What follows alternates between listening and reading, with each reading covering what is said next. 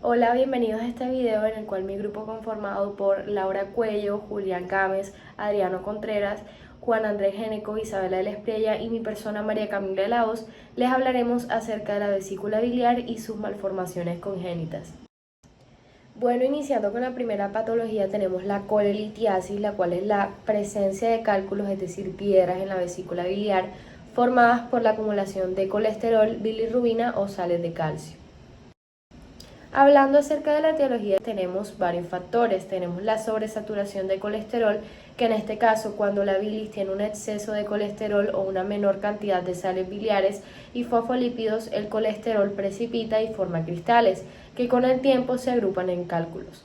Tenemos también la hipomotilidad vesicular, la cual es la disminución de la contracción de la vesícula biliar provocado por la éstasis biliar, permitiendo que los cristales crezcan y se conviertan en cálculos.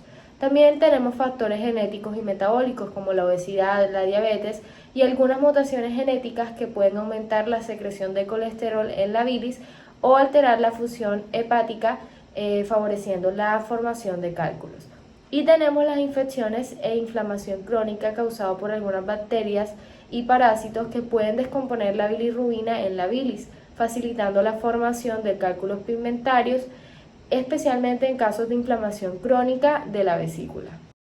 Ahora, teniendo en cuenta la patogenia de la colelitiasis, como se observa en la imagen, nos habla acerca de la formación de los cálculos en la vesícula biliar, que muestra cuando la bilis está sobresaturada con colesterol, en este caso las micelas mixtas son insuficientes para solubilizarlo, por lo cual abundan vesículas llamadas liposomas para solubilizar el colesterol. Estas vesículas pueden fusionarse para convertirse en multilamelares, en donde el colesterol cristaliza. La producción de lodo biliar y la escasa motilidad vesicular favorecen la formación del cálculo, que puede crecer y generar sintomatología. Bueno, ahora continuando con lo que sería el cuadro clínico que va a presentar el paciente que padezca de esta patología, la cual es la colelitiasis, vamos a tener un dolor en el hipocondrio derecho o en el epigastrio, el cual puede ser recurrente, agudo, tipo calambrio sordo, puede irradiarse a la espalda o debajo del omoplato derecho, también puede empeorarse con la ingestión de alimentos grasos o grasientos, se presenta pocos minutos después de las comidas.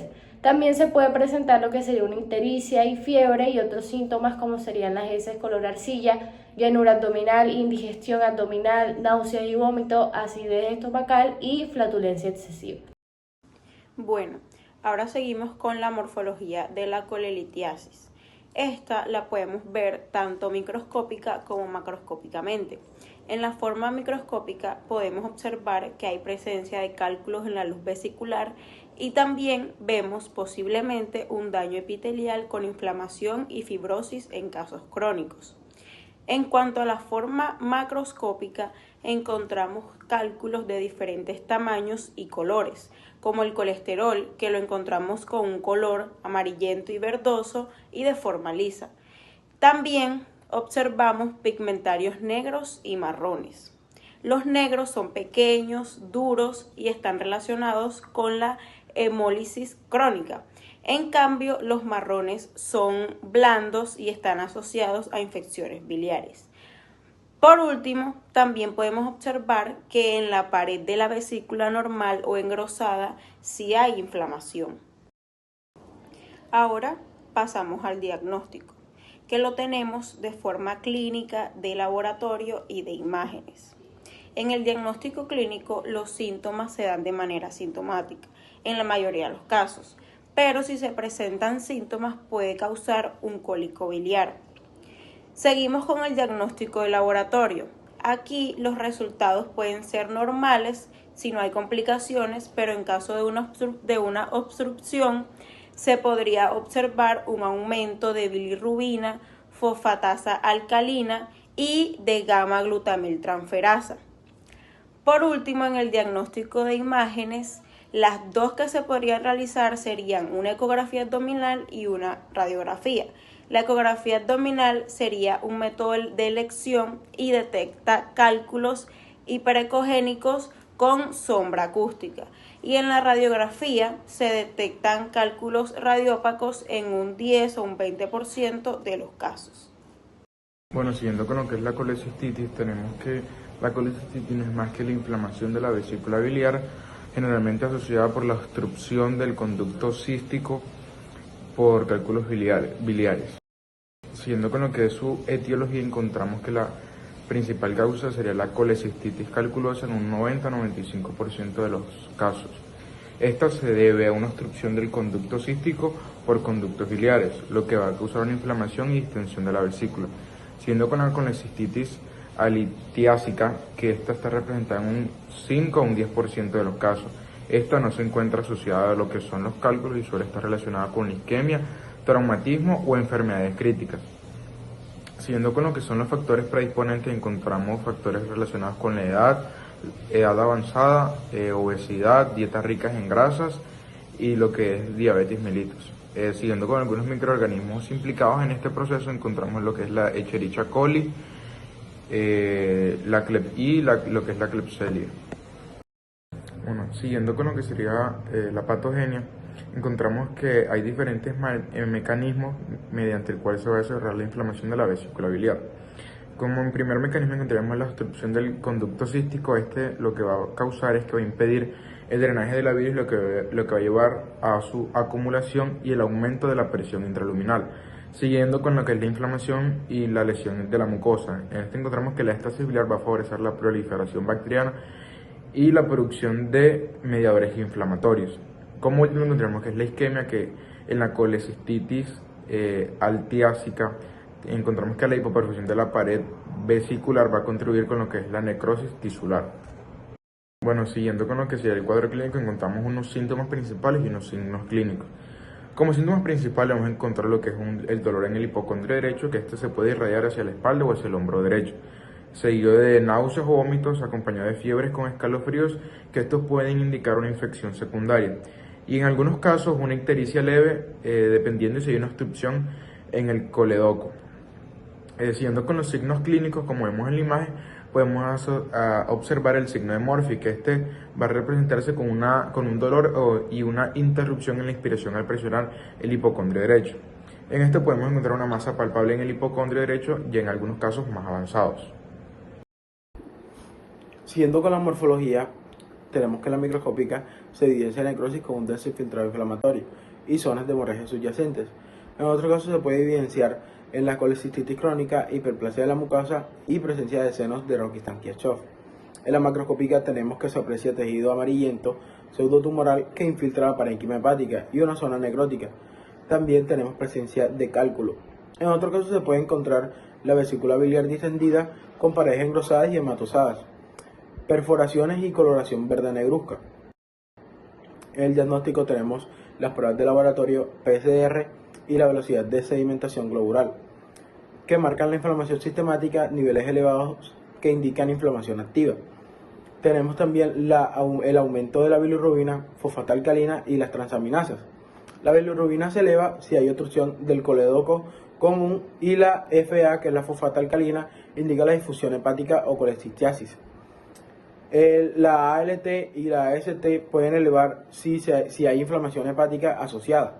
En imágenes tenemos la ecografía abdominal, que permite visualizar el engrosamiento de la pared vesicular, en la presencia de cálculos y líquidos de perivesicular. La tomografía computarizada se usa en casos complicados para detectar abscesos y perforaciones o gangrena. En la SPRM tenemos la evaluación detallada del árbol biliar, útil si se sospecha coledocolistiasis. Bueno, pasamos con lo que sería el carcinoma de la vesícula biliar. Este es un tipo de cáncer poco común y agresivo que se origina en las células que recubren la mucosa de la vesícula biliar y suele detectarse en etapas avanzadas debido a la ausencia de síntomas y signos específicos en las fases iniciales. Bueno, pasando con su etiología, tenemos como primera instancia la litiasis vesicular o cálculos biliares. Este se presenta en el 70-90% de los casos y presenta la irritación crónica del epitelio biliar. Por los cálculos, se puede inducir cambios displásicos. Tenemos la colecistitis crónica, el cual es una inflamación persistente que puede llevar a cambios metaplásicos y displásicos en la mucosa vesicular. Vesícula en porcelana es la clasificación de la pared vesicular asociada con un mayor riesgo de cáncer. Y por último, infecciones crónicas causadas por agentes como la Salmonella typhi, el cual es un portador crónico, y la Helicobacter vilis. Bueno, pasamos con la patogenia. Como primera instancia tenemos la irritación crónica, obviamente causada por cálculos, infecciones o la inflamación. Esta estimula una regeneración epitelial constante o persistente. Pasamos con la metaplasia intestinal, el cual es la adaptación del epitelio biliar a un tipo celular más resistente pero menos funcional. Y por último tenemos la displasia, el cual son cambios morfológicos celulares anormales con pérdida de la arquitectura epitelial normal.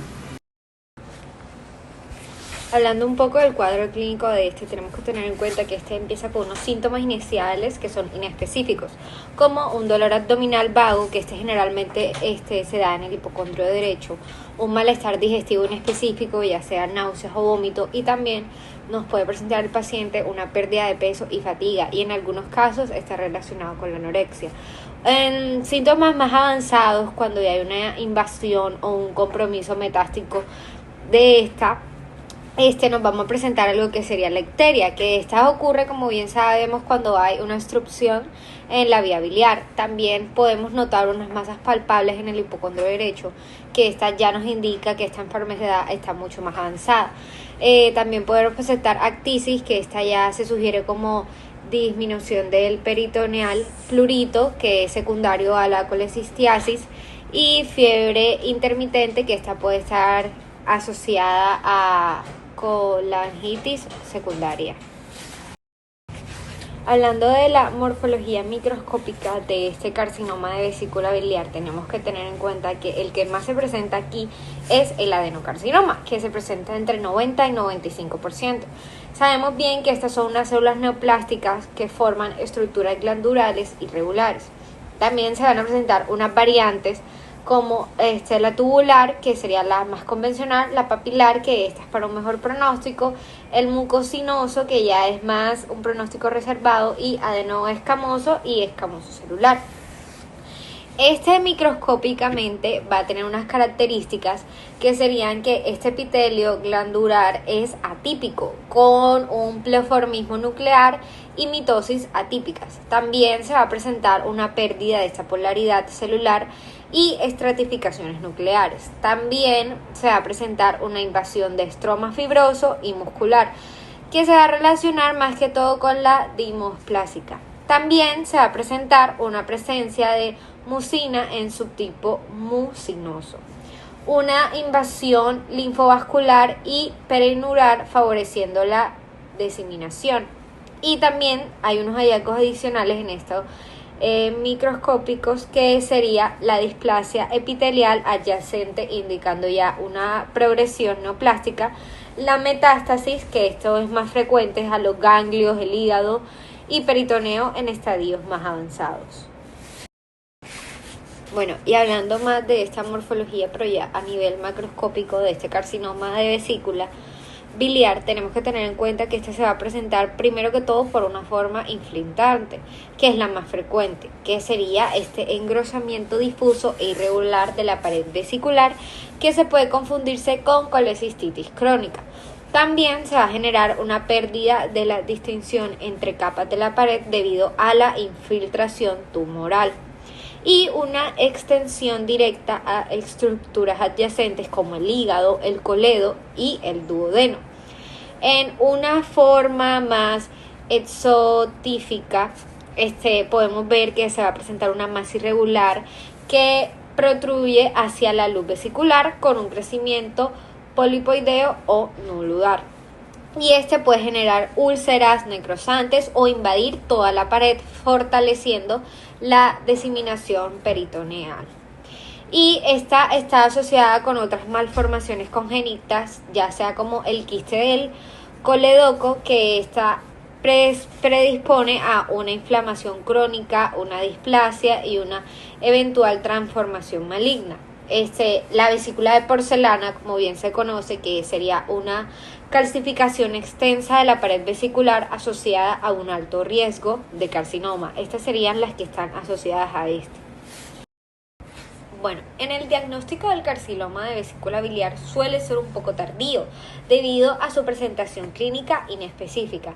Esta se basa en una combinación de estudios de imágenes con marcadores tumorales y confirmación histopática. Como primer estudio tenemos estudios de imágenes. Como primera opción tenemos la ecografía abdominal, que en esta nos va a mostrar este engrosamiento irregular de la pared vesicular, también una presencia de una masa intraluminar o pérdida del plano entre la vesícula y el hígado. También esta se puede detectar la litiasis asociada. Como segunda opción tenemos la tomografía computarizada conocida como TAC y la resonancia magnética conocida como RM.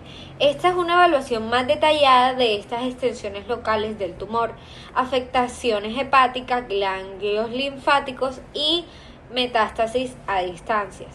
La cangioresonancia magnética, que sería CRM, que esta permite visualizar mejor las vías biliares y detectar estas obstrucciones. La colangiopancreatografía retrógrada endoscópica, conocida como CEPRE, que esta ya se utiliza cuando hay una estenosis biliar o icteria obstructiva. Y esta nos permite más que todo tomar una muestra para citología por cepillado o biopsia también conocida y colocar estas prótesis biliares si es necesario. También nos van a presentar unos marcadores tumorales como el CA19-9 y el CEA, que estos pueden encontrarse elevados en etapas avanzadas, pero no nos muestran un resultado específico, ya que también estos se elevan en otras enfermedades hepatobiliares y pancreáticas. Estos ya más que todo son útiles como complemento de este diagnóstico y para un seguimiento de este. Como bien sabemos, tenemos la biopsia, que esta es necesaria para esta confirmación histopatológica de este diagnóstico. Esta puede realizarse por vía precutánea guiada o por imagen o durante una cirugía exploratoria. La histología determina el tipo de tumor, el grado de diferenciación y el nivel de invasión, que son claves para este pronóstico.